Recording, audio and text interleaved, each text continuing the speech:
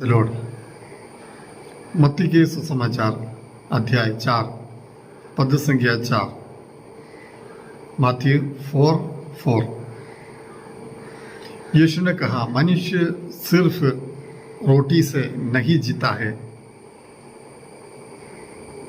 बल्कि उस वचन से जो प्रभु के मुंह से निकलता है।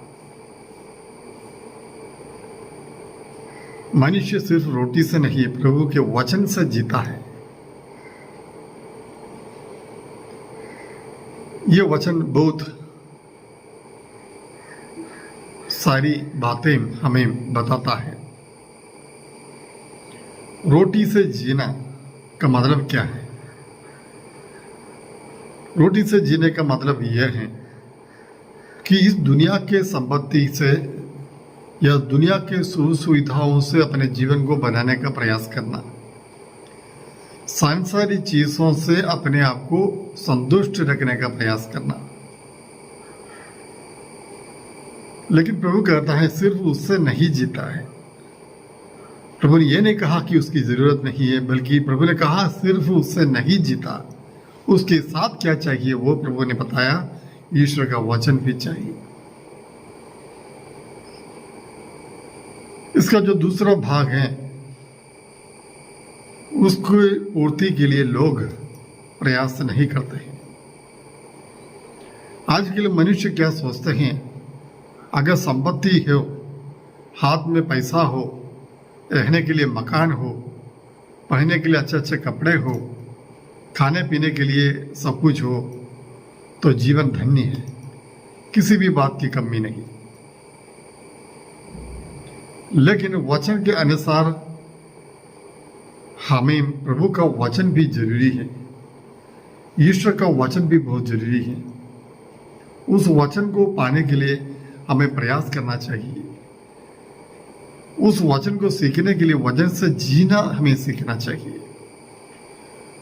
रोटी पानी से शरीर तो बढ़ता है, लेकिन वचन से आत्मा भी बढ़ता है।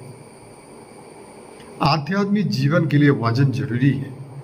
वचन को पढ़ना चाहिए, वचन को सुनना चाहिए, वचन पर मनन करना चाहिए, वचन को अपने जीवन में लागू करना चाहिए। यीशु की शिक्षा पर चलना बहुत जरूरी है। ये सारी बातें एक मसीही के जीवन के लिए जरूरी है, क्योंकि अगर आपका मन पूर्ण रूप से सांसारिक चीजों में लग गया या संपत्ति पर लग गया, तो आप ऊपर की चीजों के बारे में नहीं सोचते हैं, आपको उस पर कोई भरोसा नहीं। अगर आपको अनंत जीवन पर भरोसा है, मृत्यु के बाद जो पुनर्जीवन है उस पर भरोसा है, तो जरूर आप वचन को ग्रहण करेंगे, अपने आत्मा को अमीर बनाने का प्रयास करेंगे। तो इसलिए प्यारे भाई बहनों, हमें जरूरी है हमें मेहनत के साथ साथ आध्यात्मिक फायदा के लिए भी मेहनत करें।